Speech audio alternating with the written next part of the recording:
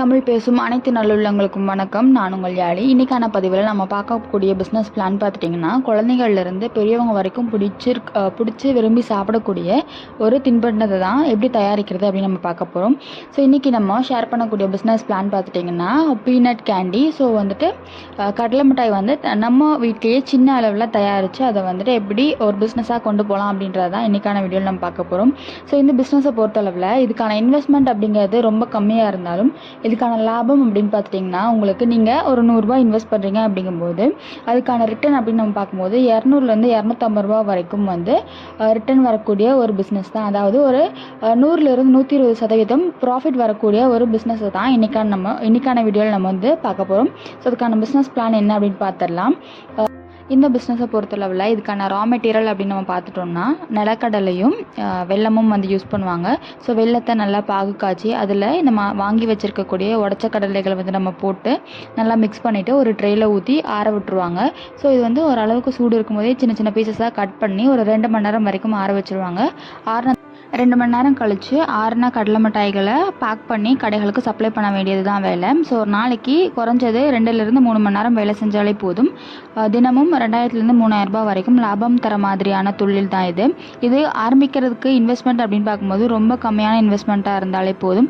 So உங்களால் ஒரு 2000லேருந்து 5000 ரூபாய் வரைக்கும் இன்வெஸ்ட் பண்ண முடியும் அப்படின்னு பட்சத்தில் நீங்கள் இந்த தொழிலை தாராளமாக ஆரம்பிக்கலாம். இந்த பிஸ்னஸ்க்கான பிஸ்னஸ் பிளான் பற்றி பார்த்துடலாம். இதுக்கு நீங்கள் உடச்ச கடலை வாங்குறீங்க அப்படிங்கும்போது 1 கிலோ கடலை உங்களுக்கு 55 ரூபாய் வரைக்கும் வருது. அதுக்கப்புறமா இதுக்கான ஜாங்கிரி அப்படின்னு நம்ம பார்க்கும்போது 40 ரூபாய் 1 கிலோ வரைக்கும் வரும். அதாவது 1 கிலோ நீங்கள் கடலை மிட்டாய் செய்கிறீங்க அப்படிங்கும்போது நீங்கள் 3/4 லிட்டரு பாகு கலக்கிற மாதிரி இருக்கும். ஸோ உங்களுக்கு அதில் எந்த அளவுக்கு ஸ்வீட் வேணும் அப்படின்றத பொறுத்து இந்த பாகு மாறும். ஆவரேஜாக 1 கிலோ கடலை மிட்டாய்க்கு உங்களுக்கு 25லேருந்து 30 பீஸ் வருது அப்படின்னு நம்ம வச்சுக்கலாம். ஸோ ஒரு பீஸ் பார்த்துட்டிங்கன்னா உங்களுக்கு மளிகை கடைகளில் 10 ரூபாய் வரைக்கும் கிடைக்குது. இதுவே நீங்கள் மளிகை கடைகளுக்கு சப்ளை பண்ணுறீங்க அப்படிங்கும்போது ஒரு பீஸ் 6லேருந்து 7 ரூபாய் வரைக்கும் நம்ம அவங்களுக்கு சேல் பண்ணலாம். ஸோ ஒரு பீஸு 7 ரூபாய் அப்படின்னு நம்ம கணக்கு போட்டோம் அப்படிங்கும்போது உங்களுக்கு மினிமம் 25 பீஸ் வருது அப்படின்னா 175 ரூபாய் லாபம் வரும். அதாவது உங்களுக்கு செலவு 100 ரூபா போக 75 ரூபாய் லாபம் வரும்.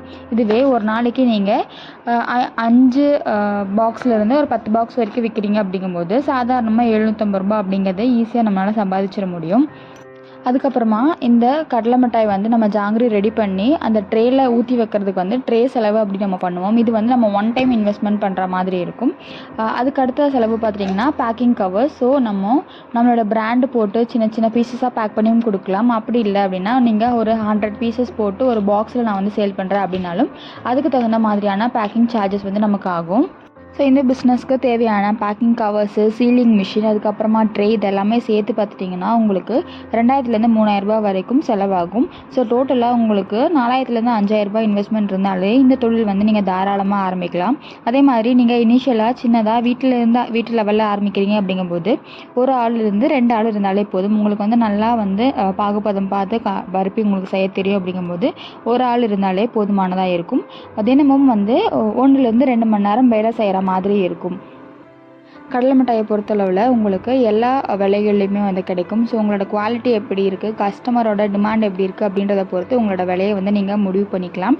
ஸோ ஒரு நாளைக்கு நீங்கள் குறைஞ்சது 10லேருந்து 20 டப்பா வரைக்கும் விற்கிறீங்க அப்படிங்கும்போது ஒரு தாராளமாக 1000லேருந்து 2000 ரூபாய் வரைக்கும் சம்பாதிக்க முடியும்.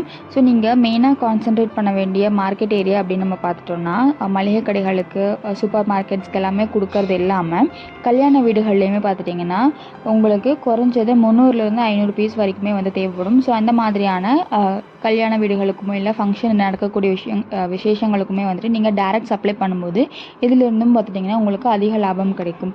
ஸோ இந்த வீடியோ யூஸ்ஃபுல்லாக இருக்கும் அப்படின்னு நினைக்கிறேன். யூஸ்ஃபுல்லாக இருந்துச்சு அப்படின்னா லைக் பண்ணிட்டு ஃப்ரெண்ட்ஸ்க்கு இந்த வீடியோ ஷேர் பண்ணி விட்டுருங்க. மறக்காமல் நம்ம சேனலை சப்ஸ்கிரைப் பண்ணிக்கோங்க. தேங்க்யூ.